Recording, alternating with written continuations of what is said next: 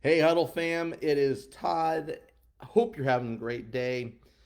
Super excited to uh, do this fourth video on the how to use the 90-day win planner. And so I think we've done three videos before this, and uh, today we're actually going to wrap up how to finish filling this out, but I've got at least another video on what to do once it's filled out. Like once your team is actually working on whatever the 90-day win is, there is a certain format to like when you meet with your team, what to talk about, how to talk about it, and how to make sure that everyone is still on the right track. So far, we have started here and we've asked the question as we think about the next 90 days, which of these ministry categories would actually um, make our church bigger or better in the next 90 days. Remember, gone are the days of thinking 3 to 5 years out, trying to plan something 3 to 5 years out. Gone are the days where even 12 months out can be that can be too far to be thinking, especially right now. At the time of the recording of this video, we're still in the middle of dealing with a global, really, pandemic, and how that has affected churches. And so, even thinking 12 months out can be too far sometimes. And so, to break that down to 90 days, to get your ministry leaders, your volunteers, the people in your church all rowing in the same direction for 90 days can be so, so powerful for your church.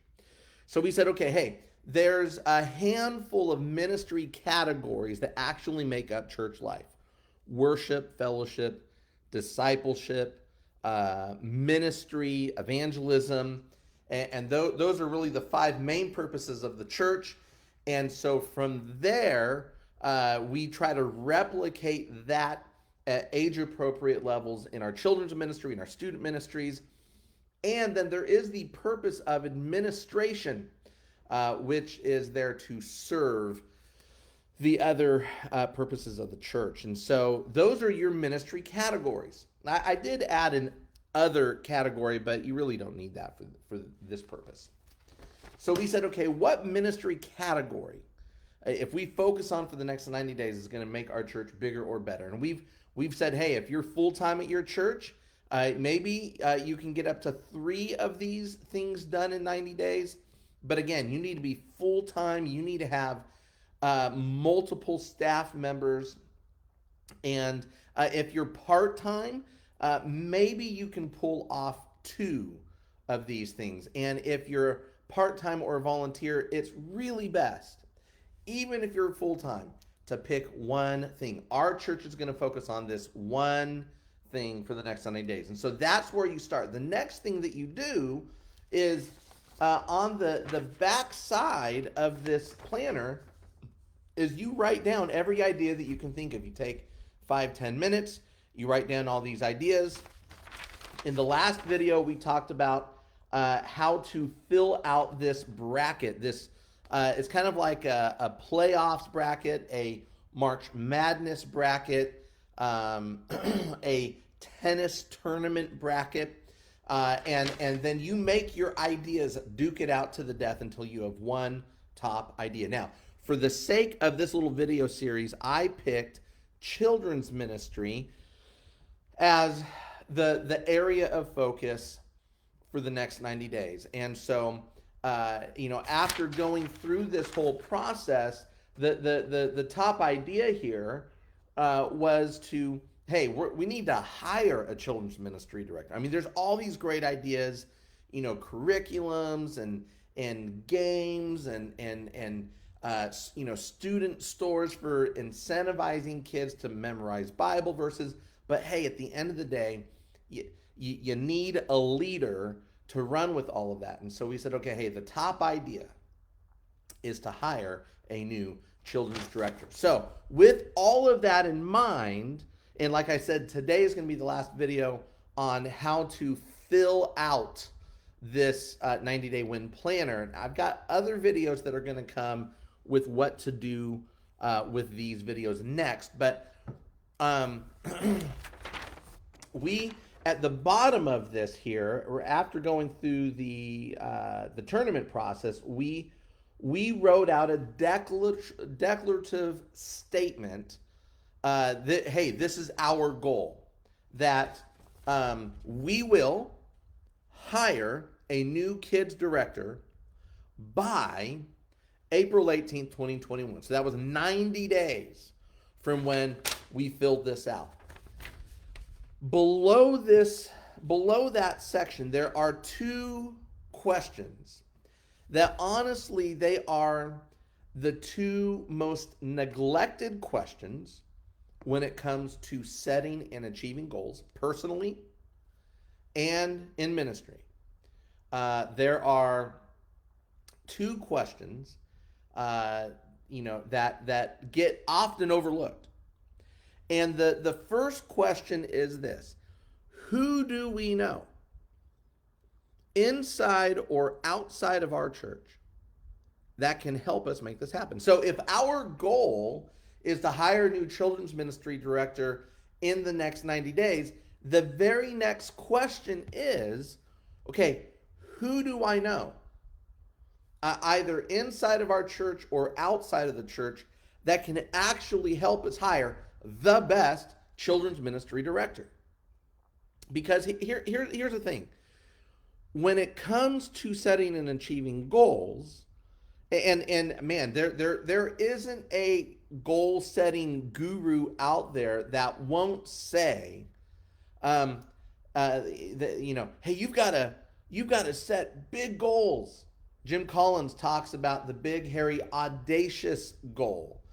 Grant Cardone talks about the 10x goals. Like, hey, set a goal, multiply it by 10, and then go for that thing. That if you don't hit the moon, at least you'll hit some of the stars along the way. Now, I think you should set big goals. In fact, I think that your 90-day goal should be the equivalent to the size of a 12-month goal. And you're just going to put all of your time, energy, people, resources, money, resources going towards that 90-day goal. And you can get a year's worth of ministry and work done in 90 days. But the question that people tend to ask after they set the big, hairy, audacious goal, the very next question they ask is, how am I going to get this done? Like, how am I going to do this? And I'm saying in our little time together here, that's the wrong question to ask. The question is not how. The question is who. Who do I know? Not how do I do this. Who do I know that already knows how to do this? How can they help me get this done? For example, I really enjoy working on cars, my cars. And I'm not naturally mechanically minded, but I really enjoy it. So when it comes to, say, replacing an alternator, I can turn on a YouTube video.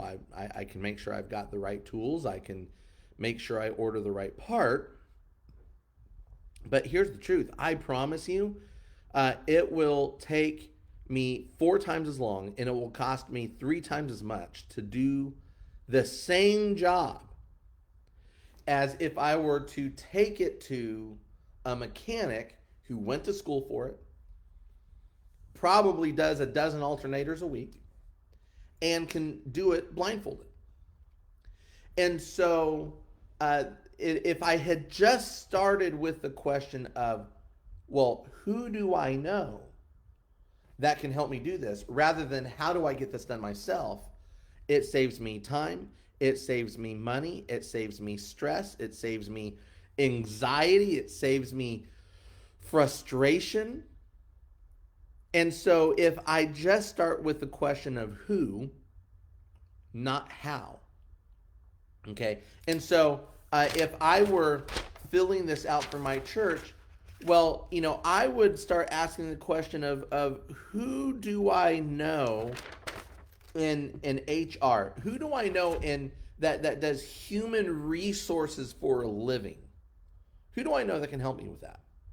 Who do I know at other bigger churches?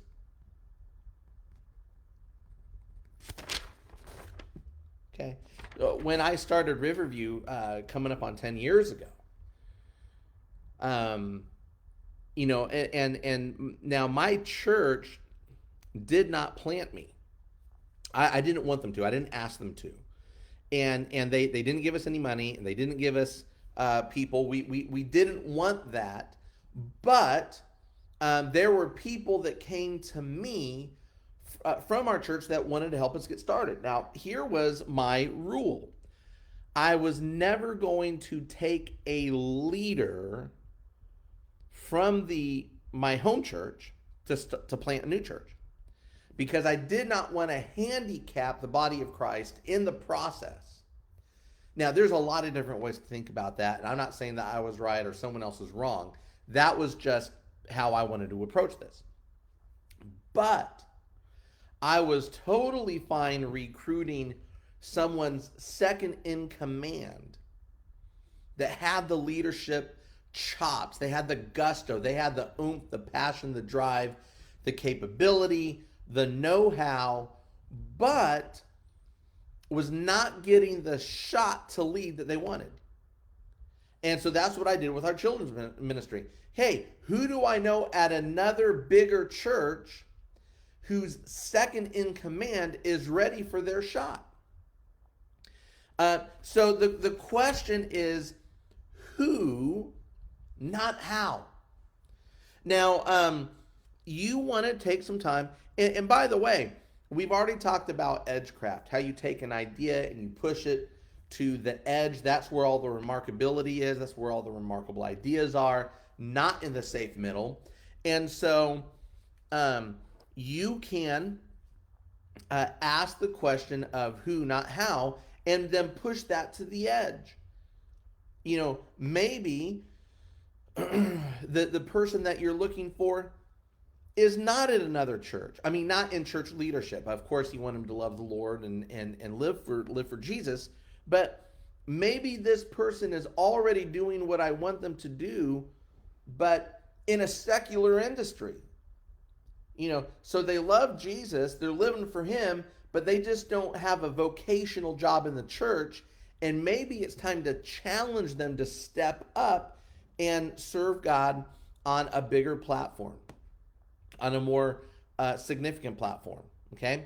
And so take those initial ideas and push them to the edge and ask the question, who, not how. So that's the first question that gets overlooked. So when you set a big goal, you set a ministry goal, you ask yourself the question, okay, instead of saying, well, how do I get this done? You ask the question, well, who do I know that can help me do this?